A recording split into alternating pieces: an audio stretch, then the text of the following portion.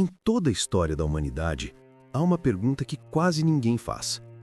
Se Adão e Eva estavam juntos no jardim, por que o diabo falou com Eva e não com Adão? Ele poderia ter se aproximado do homem, da figura de autoridade, da imagem direta de Deus. Mas não, ele foi a mulher, aquela que ouviria, sentiria e responderia. A tentação não começou com força, começou com uma conversa. A Bíblia diz que Deus deu a Adão o mandamento de não comer da árvore do conhecimento do bem e do mal. Eva ainda nem existia quando isso aconteceu, ou seja, ela ouviu a ordem de forma indireta, através de Adão. Quando a serpente aparece, ela fala com a mulher e questiona a ordem de Deus. É verdade que Deus disse, não comereis de toda a árvore do jardim? Ele não confronta, ele questiona. Ele semeia dúvida, não negação. E Eva, sem ter ouvido Deus diretamente, começa a raciocinar, a interpretar, a questionar. A tentação não começou com o fruto, começou com uma conversa. E é por isso que o diabo não foi até Adão, porque Adão não dialogaria. Ele representava a obediência direta, a estrutura, a ordem. Eva, por outro lado, representava a abertura, a percepção, a curiosidade. E é nessa brecha que a serpente trabalha, onde há espaço para questionar. O diabo sabia onde atacar. Ele não foi ao homem que recebeu o mandamento direto, mas à mulher que ouviu através de outro, porque a dúvida só existe quando há distância da fonte.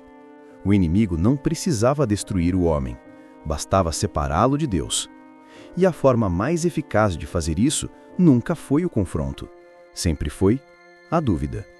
A dúvida é o vírus da fé, e o diálogo com a dúvida nasce no terreno da emoção e da curiosidade. Eva não foi fraca. Ela foi sensível o suficiente para perceber o que Adão ignorou, e o inimigo aproveitou essa sensibilidade, não como fraqueza, mas como oportunidade.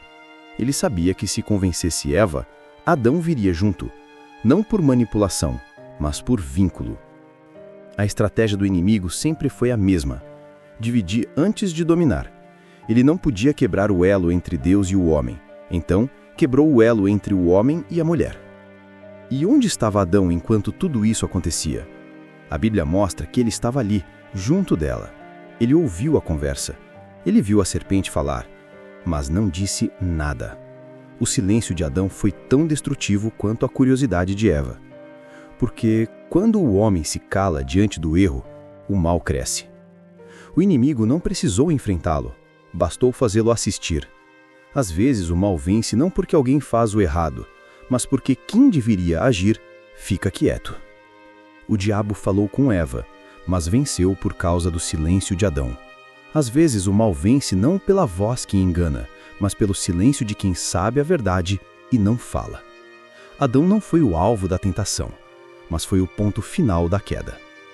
O episódio de Gênesis não é sobre gênero, é sobre duas naturezas humanas, razão e emoção. Adão simboliza a razão, o que obedece, o que cumpre. Eva simboliza a emoção, o que sente, o que procura significado. Quando essas duas partes estão em equilíbrio, o ser humano é completo. Mas quando uma age sem a outra, vem a queda. Eva agiu sem consultar Adão. Adão aceitou sem questionar Eva. E o resultado foi a ruptura, a perda da harmonia. O diabo sabia que não precisava derrotar os dois, só precisava separá-los em pensamento. Muita gente diz que Eva foi fraca, mas a verdade é que ela foi humana demais. A curiosidade de Eva é a mesma que move a ciência, a fé e o pecado. É o mesmo desejo que nos faz perguntar: por quê? Eva não caiu porque era mulher. Ela caiu porque era humana, porque quis entender, quis sentir, quis saber mais do que foi dito.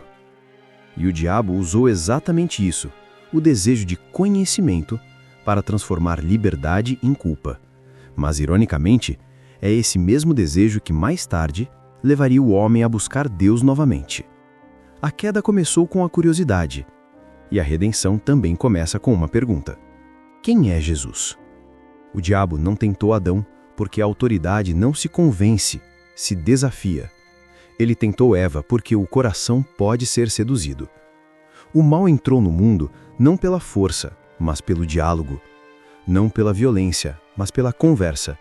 E desde então, é assim que ele opera, questionando, distorcendo, confundindo.